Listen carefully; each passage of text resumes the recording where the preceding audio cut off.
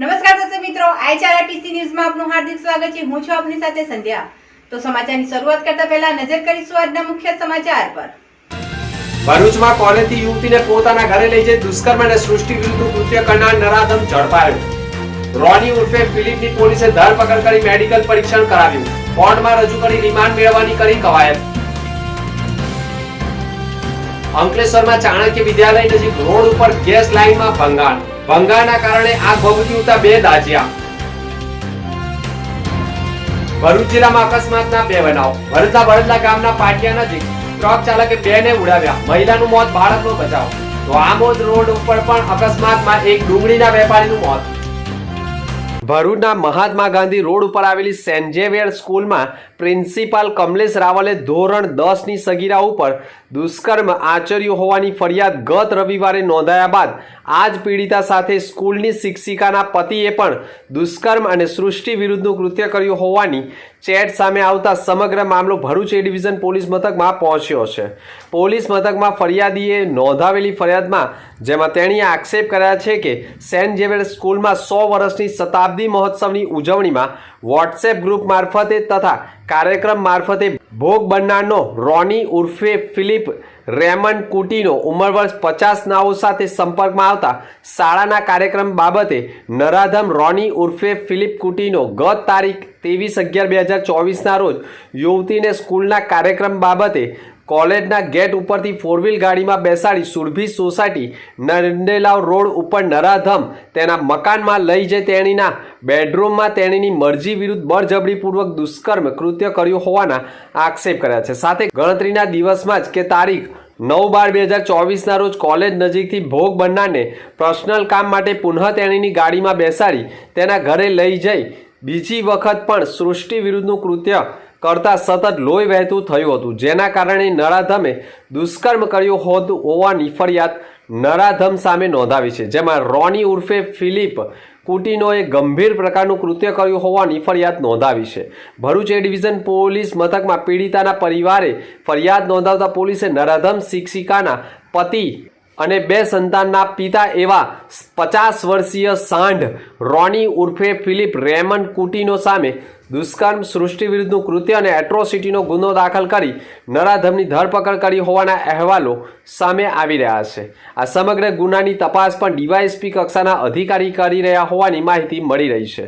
જો કે આ રોનીએ અગાઉ પણ એક સ્કૂલમાં નોકરી દરમિયાન એક મહિલા સાથે છેતરપિંડી અને દુષ્કર્મ પણ કર્યું હોવાની પ્રાથમિક માહિતી મળી રહી છે। નેશનલ રોડ સેફટી મંથની જાન્યુઆરી માસમાં ઉજવણી કરવામાં આવે છે, જેના ભાગરૂપે ભરૂચ પોલીસ, ભરૂચ પ્રાદેશિક વાહન વ્યવહાર કચેરી દ્વારા જનજાગૃતિ રેલીનું આયોજન કરવામાં આવ્યું હતું। ભરૂચ કલેક્ટર કચેરી ખાતેથી બાઇક રેલી નીકળી હતી, જેનું અધિક કલેક્ટર એનઆર ધાંધલે લીલી ઝંડી બતાવી પ્રસ્થાન કરાવ્યું હતું। આ રેલી સિવિલ હોસ્પિટલ રોડ થઈ પાંચબત્તી શક્તિનાથ થઈ પરત કલેક્ટર કચેરી ખાતે પહોંચી હતી, જેમાં ટ્રાફિક બ્રિગેડના જવાનો અને કર્મચારીઓ જોડાયા હતા। આ પ્રસંગે ટ્રાફિક પોલીસના પોલીસ ઇન્સ્પેક્ટર ભાવના મહેરિયા, આઈટીઓ અધિકારી સહિત અન્ય અધિકારીઓ ઉપસ્થિત રહ્યા હતા। ભરૂચ તાલુકાના બંબુસર ગામ નજીકની એક ખાનગી ફેક્ટરીનું નિર્માણ કાર્ય ચાલી રહ્યું છે, જે કામ કરતા કામદારો સેફટી વિના જ કામ કરતા હોવાના વિડીયો સોશિયલ મીડિયા ઉપર વાયરલ થયા છે। બંબુસર ગામ નજીક એક ખાનગી ફેક્ટરીના કામગીરીમાં ઊંચાઈ ઉપર કોઈ પણ જાતના સેફટી વિના કામ કરતા કામદારો નજરે પડ્યા છે।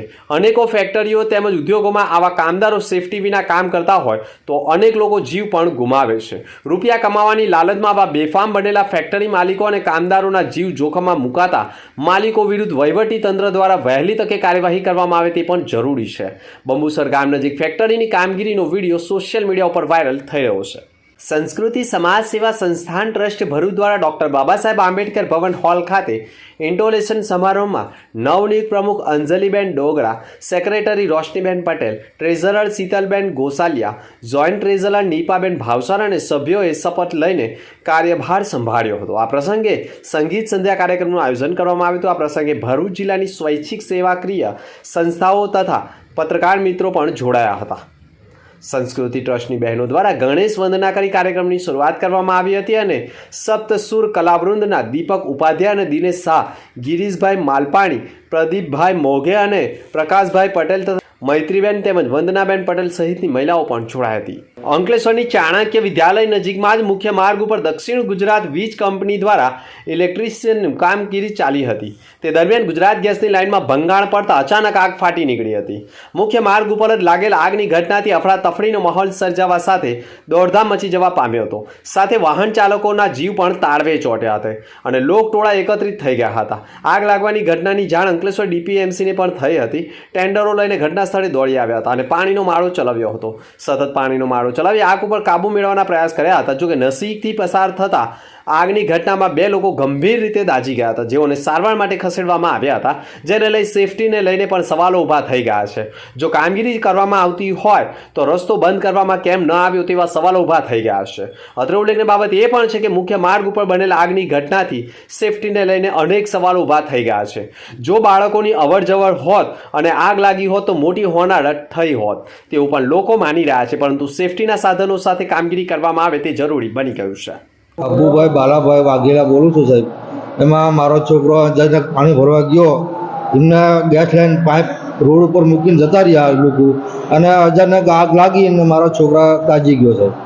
હા, પછી ભાગ્યા સાહેબ, બીકની મારા ભાગ્યો તો અમે 108 બોલાવી અને મેં હોસ્પિટલમાં, સરકારી હોસ્પિટલમાં સરફળ પાટિયામાં અમે સારવાર કરવા પહોંચાડી દીધી.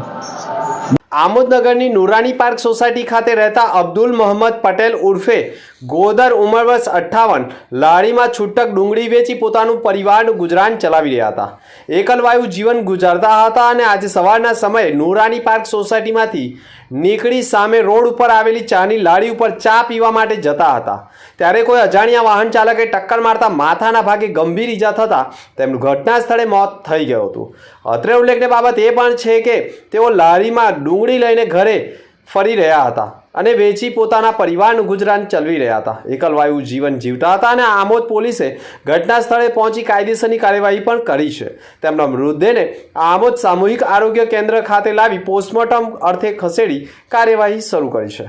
ભરૂચના વડદલા ગામના પાટિયા નજીક પણ એક ગમખ્વાર અકસ્માત સર્જાયો હતો, જેમાં 2 લોકોને અડફેટે લેતા મહિલાનું મોત થયું હતું, જ્યારે બાળકને ઈજા થઈ હતી. સિમળિયાના વતની દેવર્ષી સંજય પટેલ અને તેમના ધર્મપત્ની દીતિક્ષા બેન દેવર્ષી પટેલ ભરૂચ મુકામે લગ્નમાં હાજરી આપી પરત ફરી રહ્યા હતા. ગામ જઈ રહ્યા હતા ત્યારે જ વડદલાના ગામના પાટિયા પાસે ટ્રક ચાલકે એમને અડફેટે લેતા ઘટનામાં મહિલાનું ઘટના સ્થળે મોત થયું હતું, જ્યારે બાઇક પર સવાર બાળકને પણ ઈજા થઈ હતી, જેને સારવારથી ખસેડવામાં આવ્યો હતો. પોલીસે સમગ્ર પ્રકરણમાં મહિલાનો મૃતદેહનો કબજો લઈ પોસ્ટમોર્ટમ અર્થે ખસેડી વધુ તપાસ આરંભી છે. અંતમાં ફરી એક નજર આજના મુખ્ય સમાચાર પર. ભરૂચમાં કોલેજથી યુવતીને પોતાના ઘરે લઈ જઈ દુષ્કર્મ અને સૃષ્ટિ વિરુદ્ધ કૃત્ય કરનાર નરાધમ ઝડપાયો. રોની ઉર્ફે ફિલિપની પોલીસે ધરપકડ કરી મેડિકલ પરીક્ષણ કરાવ્યું. કોર્ટમાં રજૂ કરી રિમાન્ડ મેળવવાની કરી કવાયત. અંકલેશ્વરમાં ચાણક્ય વિદ્યાલય નજીક રોડ ઉપર ગેસ લાઇનમાં ભંગાણ. ભંગાણના કારણે આગ ભભૂકી ઉઠતા 2 દાઝ્યા. ભરૂચ જિલ્લામાં અકસ્માતના 2 બનાવ. ભરૂચના બળદલા ગામના પાટિયા નજીક ટ્રક ચાલકે 2 ને ઉડાવ્યા. મહિલાનું મોત, બાળકનો બચાવ. તો આમોદ રોડ ઉપર પણ અકસ્માતમાં એક ડુંગળીના વેપારીનું મોત. તો હતા અત્યાર સુધીના સમાચાર. નવા સમાચાર સાથે ફરી મળીશું. નમસ્કાર.